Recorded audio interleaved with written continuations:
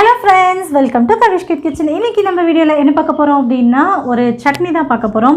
So இந்த சட்னி பாத்தீங்கன்னா இட்லி தோசைக்கு ரொம்ப சூப்பரான ஒரு காம்பினேஷனா இருக்குங்க. சோ இந்த சட்னி பாத்தீங்கன்னா என்னோட நாத்தனார் வந்து கேரளால இருக்காங்க. சோ அவங்க சொல்லி கொடுத்த சட்னி தான் ரொம்பவே டேஸ்ட் சூப்பரா இருந்துச்சு. வாங்க எப்படி செய்யறது வீடியோக்குள்ள போய் பார்க்கலாம்.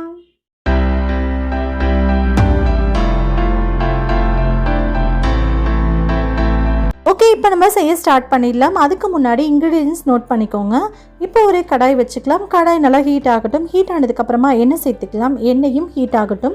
முடிஞ்ச வரை நல்லெண்ணெய் சேர்த்துக்கோங்க. நல்லெண்ணெய் பயன்படுத்துறது உடம்புக்கும் ரொம்பவே நல்லது, சட்னிக்கும் ரொம்பவே டேஸ்ட்டு கொடுக்குங்க. ஸோ நல்ல எண்ணெய் ஹீட் ஆனதுக்கப்புறமா பார்த்தீங்கன்னா கடலை இருக்குல்ல, நிலக்கடலைன்னு சொல்லுவோம்ல, வேர்க்கடலை நிலக்கடலை, அது வந்து ஒரு கைப்பிடி அளவுக்கு சேர்த்துக்கலாம். கூடவே வந்து ஒரு 2 டேபிள் ஸ்பூன் அளவுக்கு கடலைப்பருப்பு சேர்த்துக்கலாம். ரெண்டுமே வந்து நல்லா செவக்க ரோஸ்ட் ஆகட்டும். லைட்டாக செவந்து வர வரைக்கும் அப்படியே லைட்டாக வறுத்து விட்டுக்கோங்க. இதை வறுத்து விட்டதுக்கப்புறமா லேசாக செவந்து வந்ததுக்கப்புறமா வேறு ஒரு பாத்திரத்தில் மாற்றி வச்சிடணும்.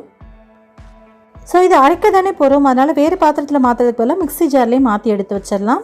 மிக்ஸி ஜாரில் எடுத்து வச்சுட்டு சேம் அதே கடாய் வச்சுக்கோங்க. கூட கொஞ்சமாக ஆயில் சேர்த்துக்கோங்க. ஆயில் சேர்த்துட்டு ஆயில் கொஞ்சமாக ஹீட் ஆகட்டும். ஹீட் ஆனதுக்கப்புறமா பெரிய பல்லாரி வெங்காயம் இருக்குல்ல, அது ஒரு பெரிய பல்லாரி வெங்காயம், கூடவே வந்து ஒரு 10-12 சின்ன வெங்காயமும் சேர்த்துக்கலாம். ஃபுல்லாகவே சின்ன வெங்காயம் சேர்த்தாலும் டேஸ்ட் நல்லா தான் இருக்கும். ஆனால் நான் இன்றைக்கி கலந்து சேர்த்துக்கிறேன். பெரிய வெங்காயத்தை அவாய்ட் பண்ணிட்டு சின்ன வெங்காயம் சேர்த்தா ஓகே. ஆனால் வந்து ஃபுல்லாகவே பெரிய வெங்காயத்தில் செஞ்சிங்க அப்படின்னா டேஸ்ட்டு கொஞ்சம் கம்மியாக தான் இருக்கும். ஸோ அதனால் முடிஞ்ச வரை சின்ன வெங்காயம் சேர்த்துக்கோங்க. ஸோ வெங்காயம் நல்லா செவந்து வரட்டும்.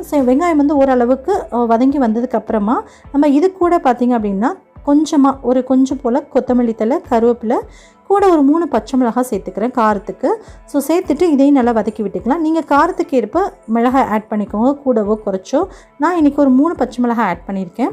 ஸோ இதை நல்லா வதக்கி விட்டுக்கலாம். வதங்கினதுக்கப்புறமா இது கூட நம்ம என்ன ஆட் பண்ணணும் அப்படின்னா தக்காளி ஆட் பண்ணணும். வெங்காயம் சரியாக வதங்காமல் தக்காளி ஆட் பண்ணிடாதீங்க. ஸோ அப்போ நல்லா இருக்காது, சீக்கிரமாக தக்காளி வதங்காது, சாஃப்ட் ஆகாது. இப்போ ஒரு தக்காளியை நல்லா சின்னதாக கட் பண்ணிவிட்டு இது கூடவே நான் சேர்த்துக்க போகிறேன். இப்போ சேர்த்துட்டு இதையும் சேர்த்து நல்லா வதக்கி விட்டுக்கலாம். இப்போ வெங்காயம் தக்காளி நல்லா வதங்கட்டும்.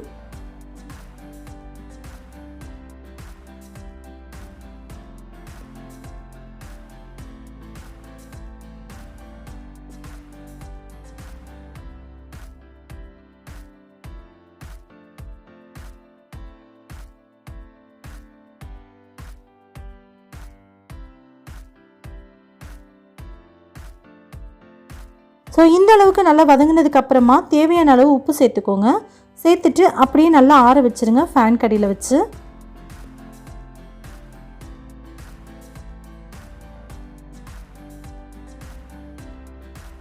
நல்லா ஆறுனதுக்கப்புறமா இப்போ நம்ம மிக்ஸி ஜாரை ஆல்ரெடி சேர்த்து வச்சுருந்தோம்ல, நிலக்கடலை, அதுக்கப்புறம் கடலைப்பருப்பு ரோஸ்ட் பண்ணி வச்சுருந்தோம் இல்லையா, அதை வந்து ஃபஸ்ட்டு கிரைண்ட் பண்ணிக்கலாம். கிரைண்ட் பண்ணி எடுத்துட்டு அதுக்கப்புறமா நம்ம வதக்கி வச்சுருக்க வெங்காயம் தக்காளியை சேர்த்துக்கலாம். ஸோ இப்போ இதை லைட்டாக கிரைண்ட் பண்ணியாச்சு. இப்போ நம்ம இதில் வதக்கி வச்சுருக்க வெங்காயம், தக்காளி, பச்சை மிளகாய் இது எல்லாத்தையுமே இது கூட சேர்த்துக்கலாம். சேர்த்துட்டு இப்போ நம்ம இதை அரைச்சிட்டு வந்துடலாம்.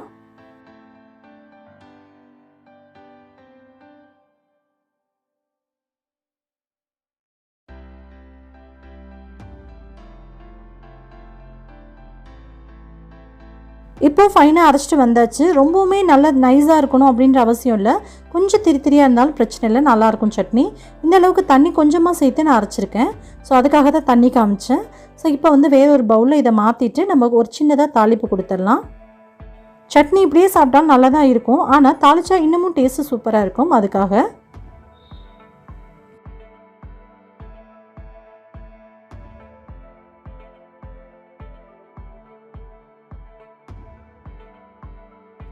எப்பவும் போல தான் ஒரு தாளிப்பு கரண்டி வச்சுக்கலாம். தாளிப்பு கரண்டியில் கொஞ்சமாக எண்ணெய் சேர்த்துக்கலாம். எண்ணெய் நல்லா ஹீட் ஆனதுக்கப்புறமா கடுகு, கருவேப்பிலை சேர்த்து தாளிச்சிட வேண்டியதுதான்.